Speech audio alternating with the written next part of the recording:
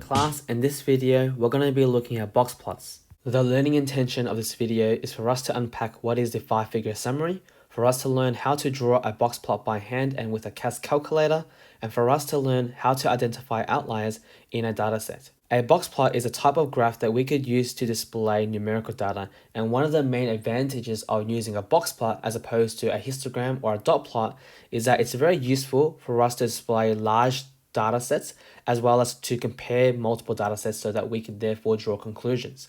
If you look at the examples down below, you can see that a box plot contains two main features. The first part is the middle box section, and the other part is the whiskers, which are found on either ends of the box plot. In order for us to generate a box plot, we need to know 5 key pieces of information, and this is referred to as the 5-figure summary. So the 5-figure summary includes the minimum, the median, the first quartile, also known as the lower quartile, the third quartile, also referred to as the upper quartile, and finally the maximum value. So collectively, all these 5 things are referred to as the 5-figure summary, and once you know that, then you should be able to draw your box plot. What I want you to note from this diagram over here are the relative positions of each of these numerical measures. This means that the minimum value is what's going to be found at the left-hand side of your box plot. Your maximum value is going to be found on the opposite end of the box plot. In terms of the median is always going to be represented as a line that runs through somewhere in between the rectangle you see, and Q1 is going to be found as the first part of the rectangle, whereas the Q3, the upper quartile, is going to be represented on the other end of the rectangle. Let's go through an example as to how you would construct a box plot by hand. The first step in order to construct a box plot is for us to draw a number line, and our number line should always be labeled. The first part of the box plot that I like to draw first is the rectangle. So the rectangle comprises of your Q1 and Q3. So I'm going to draw my rectangle like this, and the next thing to do afterwards is to now represent your median. In this example, your median is 57, so I'm going to draw a line coming out from this particular point over here. Afterwards, I like to therefore indicate what is your minimum and maximum value, and after I've done this, all I need to do now is to draw my whiskers in. So this is how we would draw a box plot by hand after we've been given the 5-figure summary. There's a couple of more things that I'd like to talk about for a box plot. The first part is that a box plot is comprised of 4 sections or 4 segments, and regardless of how long or big these sections are, each section is going to be worth 25% of a dataset. Let me use the example down below to illustrate what I mean by this. So in the example down below, I've got a dot plot that has 16 points. And in this case over here, I'm going to now represent this by a box plot so that you can see that each section is worth 25%. As shown in the diagram down below, you can see that the box plot is being divided into 4 main parts. Notice that in each of these parts over here, they vary in terms of the length or the size, but they are still worth 25% of a dataset. So we know that 25% of 16 is going to be equal to 4, and notice how in each of these sections, they each contain 4 data values, but notice that in terms of how they're spread, they differ. It's really important that you understand this because this is where most students make a mistake because they think that a larger size would indicate that more values are contained within that section. The next thing that I'd like to talk about is that we can find out what is the range and interquartile range from the box plot or from the 5-figure summary. Please recall that the range can be found by going the maximum value minus the minimum value, and since we know that that's where the maximum is and that's where the minimum is, the range can be calculated by going 30 minus 5, and therefore your range is going to be equal to 25. To find out the interquartile range, please recall that was found by going the upper quartile and subtracting that with the lower quartile value. So in this example, we go 80 minus 60, and therefore your interquartile range is going to be equal to 20. Have a go answering the next set of questions. So this question wants you to identify what is the median. The answer to this question is going to be equal to 10 meters, since we know that the median is always going to be represented by the line found inside of the rectangle. The next question wants you to work out what is the range for the box plot. To find the range, we go the maximum minus the minimum, and therefore you should get an answer of 20.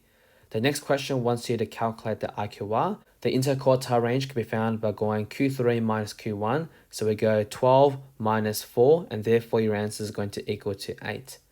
The next thing that I'd like to talk about is how do we draw box plots that contains outliers. We define outliers as values that are significantly different and abnormal compared to the rest of the dataset.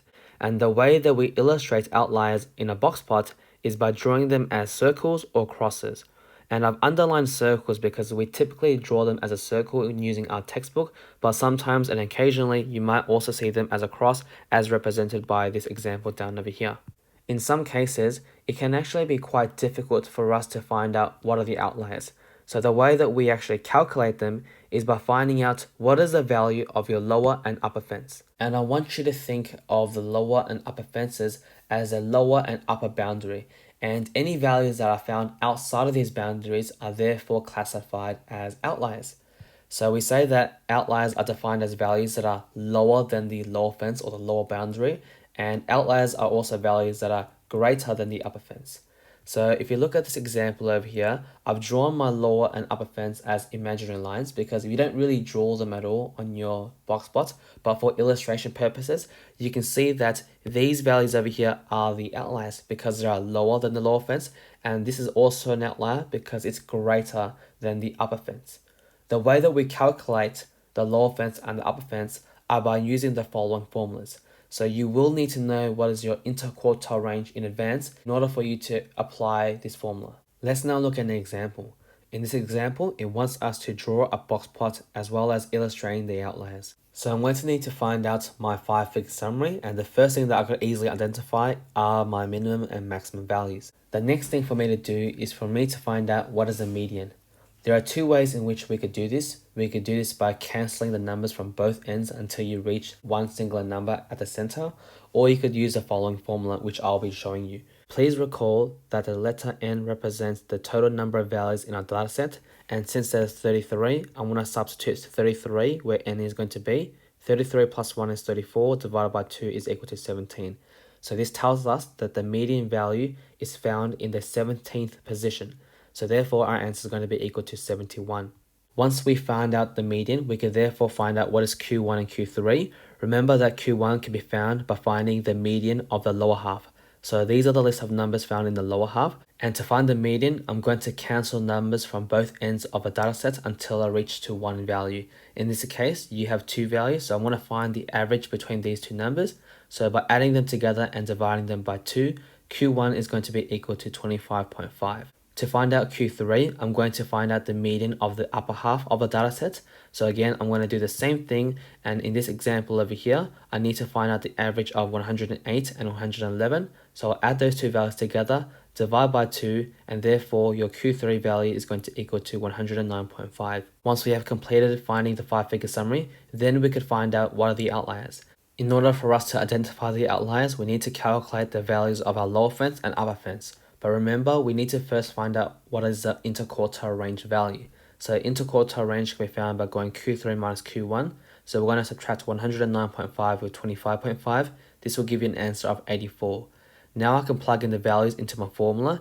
And if you do this correctly, your lower fence should be equal to negative 100.5. For the upper fence, by putting these values in, you should get an answer of 235.5. Now that we've calculated the lower fence and upper fence, we need to refer to the original dataset to see whether outliers exist. In this dataset, we can see that there are no numbers that are less or lower than negative 100.5. However, there is a value that is larger than 235.5, so therefore our outlier is going to be equal to 264. Once I know all this information, I can now draw my box plot. So again, the first thing that you should do is draw out your number line and make sure that it's labeled. To start off my box plot, I'm going to draw the rectangle, so to indicate the positions of Q1 and Q3. I'm now going to illustrate my median, so 71 lies around over here. Since we found that 264 is our outlier, I'm going to represent that as a circle. Afterwards, I'm going to draw my minimum value, so that's where the minimum is going to be located. And the last thing for me to do is to represent the maximum value. However, since we've already used 264 as our outlier, we can't actually use this as a maximum. Instead, we now use the second largest value as a maximum when we draw this on our box plot. So therefore, I'm going to draw a line to indicate 226, and now I'm going to draw my whiskers in our box plot. So this is what your box plot should look like when you've got outliers in your dataset. I want to make it extremely clear that even though that 226 appears to be the maximum, our maximum value is still going to be equal to 264. The last part of this video is for us to learn how to draw a box plot using our CAS calculators. Using the exact same example that we just looked at, I'm going to show you how to do this using the CAS calculator. So the first thing that we're going to do is click onto the spreadsheet button, and we're going to list down all the values into the column as well as naming that column as well. Once you have entered all the values into the spreadsheet, you're going to go back onto the main screen, and then you're going to click on data and statistics over here, and you will see this page with all the data values. There are two ways in order for us to organize this data set. The first way is by using the mouse and by clicking onto this part over here. And if you click onto this part, you're going to see the name in which we named this data set. So therefore, you're going to see hours since that's what we named it, and this will now produce a dot plot. Another way to organize the dataset is by clicking onto the tab button, and by clicking onto the tab button, this will also show you the name of a dataset, and this will therefore allow us to produce the dot plot. To now change a dot plot into a box plot, you're going to need to click onto the menu button. When you press the menu button, you're going to see this window here, and then you're going to go under plot type and then box plot, and this will therefore produce the box plot for the dataset. As you can see, drawing a box plot using the CAS calculators is pretty straightforward, so I highly recommend that you copy down the instructions in your exercise book so you can refer to them. I would now like you to please answer questions from exercise 2H to get further practice. Thank you guys for watching this video, and I'll see you guys again in the next one. Bye.